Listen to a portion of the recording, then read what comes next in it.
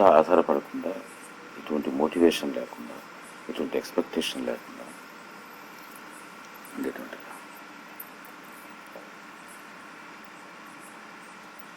దేంట్లో నుంచి పుట్టదు. దీంట్లో నుంచి దాంట్లో నుంచి పుట్టడం కాదు.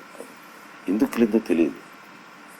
Somehow the love is triggered. Why తెలియదు మనకు.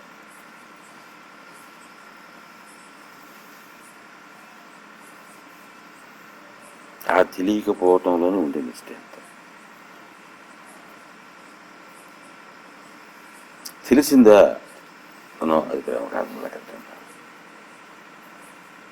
90% మంది చెప్పలేరు. గురువుగారంటే మీకు ఎందుకు ఇష్టం అంటే చెప్పలేరు. బాబా అంటే నాకు ఎందుకు అంత ప్రేమ అని నేను చెప్పలేను.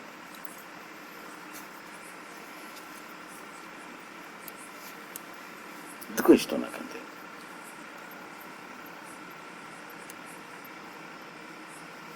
ఆయన శక్తిమంతుడైనా, ఆయన దేవుడైనా నాకు తెలియదు. ఆయన దేవుడని, ఆయన దేవుడు కాకపోయినా ఇష్టమే. ఆయనకు శక్తులు ఉన్నాయన లేకపోయినా ఇష్టమే. ఎందుకో తెలియదు. అసలు ఆయన చరిత్ర నాకు తెలియనప్పుడే ఇష్టం. అలా ఎందుకో తెలియకుండా ఫలానా దానిలో నుంచి పుట్టింది అని చెప్పకుండా ఉండేటువంటి ప్రేమ.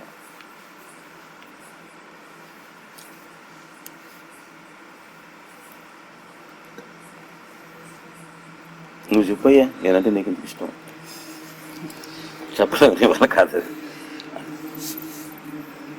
చెప్పావు, అది అవ్యాజమైన ప్రేమగా. నేను ఆ రోజున పలానా అడిగాను, గురువు గారు మీరు నాకు ఇచ్చారు, నాకు ఆ ఎక్స్పీరియన్స్ వచ్చింది. నేను ఉద్యోగం అడిగాను, ఉద్యోగం ఇచ్చారు.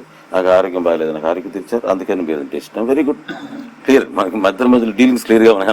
అవి ఇవ్వకపోతే పోతాను అర్థం. అది నెక్స్ట్ నువ్వు ఎప్పుడన్నా అడిగామంటే ఏదన్నా నేను ఇవ్వకపోతే పోయిందని అర్థం. నీకు నాకు రిజైన్ చేసేస్తావు. నేను మొదటి నుంచి నాకు క్లారిటీ ఉంది.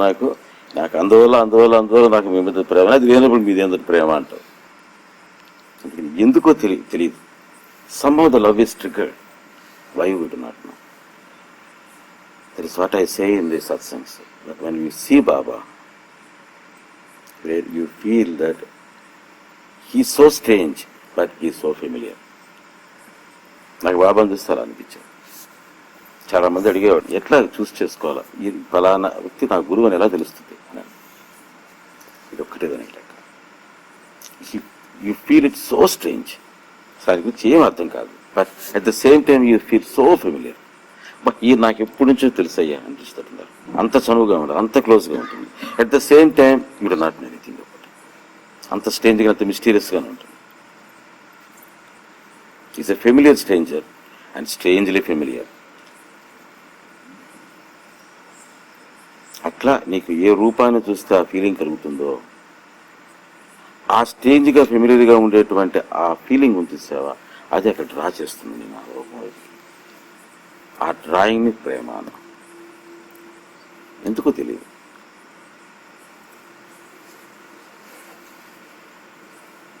ఆ స్టేజ్నెస్ను పోగొట్టుకోవాలని అనిపిస్తుంటుంది. అందుకని ఇంకా మళ్ళా చూడాలి, ఇంకా మనకి ఇంటర్వ్యూ కావాలనిపిస్తుంది. పోతుందా పని? 4 సార్లు ఇస్తే పోతుందా స్టేజ్నెస్? 5 సార్లు ఇస్తే పోతుందా స్టేజ్నెస్?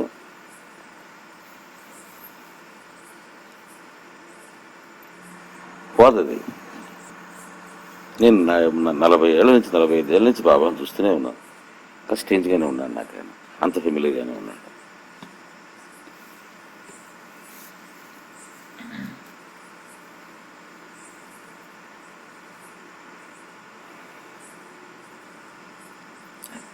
అయితే